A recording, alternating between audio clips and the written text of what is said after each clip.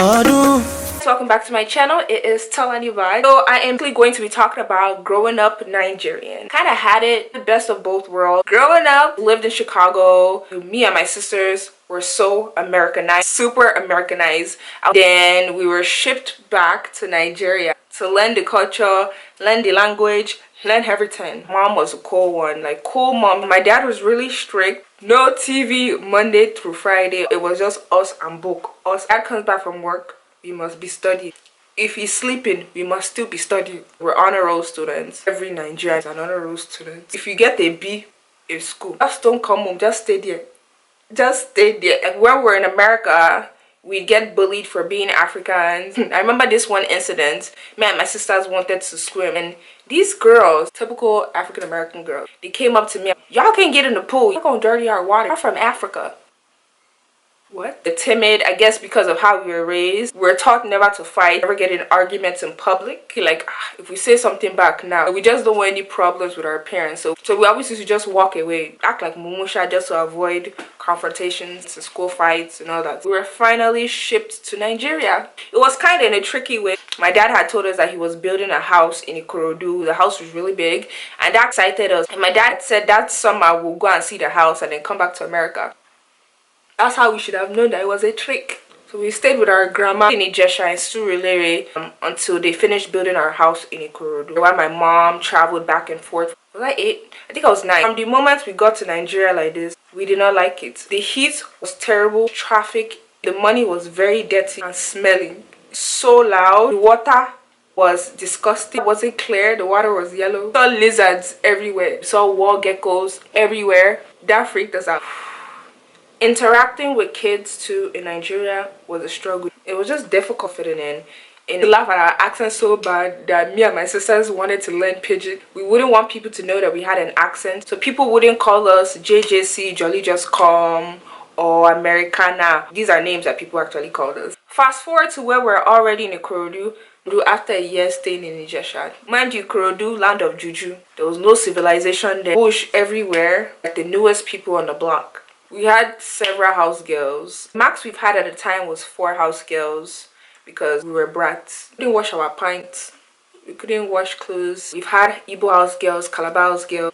We had some really good house girls. Some that used to steal too. Like they would steal and try to run away. Pretty sure you guys know how blunt and naive American kids are, especially American kids when they visit Nigeria firstly. I remember this one time in Nigeria, I had a sharp mouth. I still kind of have a sharp mouth small. We had this one uncle. He used to come to our house just to eat. So every time he came to our house, we would quickly like try to hide the food. Sometimes my mom would be like, you know, we'll feed him this time tomorrow. We won't feed him if he comes around. They like when he comes around tomorrow, we'll still feed him. I'm just boiling. I'm like, this man is always coming here to eat side down. He came to eat side down like chairman in our house. All the house girl, he didn't know what we cooked, but he knew that we always had food in our house. Walk past, he would still be eating. I walk past again, he'd still be eating. No, I just said enough is enough. I'm going to say something. I said, uncle. I said, uncle. Upon the money when my mommy they give you, you see they come here they chop. If I had known, I should have just kept my mouth shut. The beating that I received that day. We'll say that when we did move back to Ikorodu, we were very sheltered. My mom did not want us to go out. We had to beg our mom, just to get out of the house. Can we just go for a stroll? We strolled for like 30 minutes. After 30 minutes, we back in the house. There were like mango trees in the estate. We just tried to be plucking mangoes where we'll find like plenty mangoes. Sometimes we'll be there for about 30 minutes to an hour. We won't find any mango. But after a while, I became really raz. From Ajebota to becoming very, very raz. That's kind of how it was. Oro Festival, the masquerade. That's when girls can come out. The event is basically just for men. Females have to stay locked up in the house, can't go out. Have to miss school that day. Went to Caleb International College was our high school, all the way in Magoda, and I lived in Ikorodu. So that commute last summer was stress.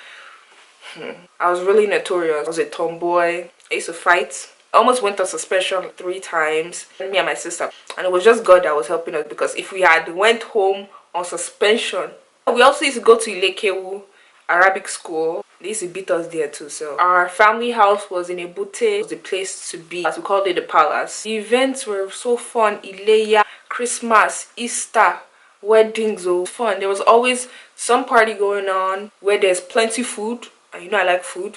Before we even went back to Nigeria, I could already understand Yoruba. We just couldn't speak it. It wasn't fluent. But having to live in Nigeria, I mastered Yoruba like this.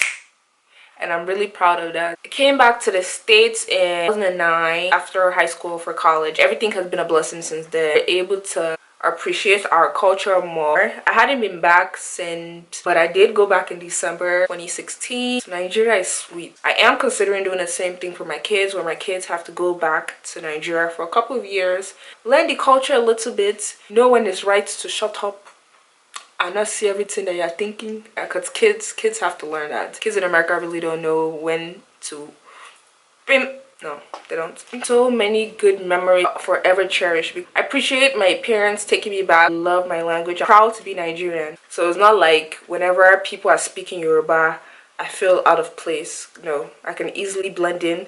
I can act like an American when it's time to be American. When it's time to be Nigerian, when it's time to be Raz, I can be that. I'm really grateful for that. Alright, thank you guys for watching. Next time. Bye.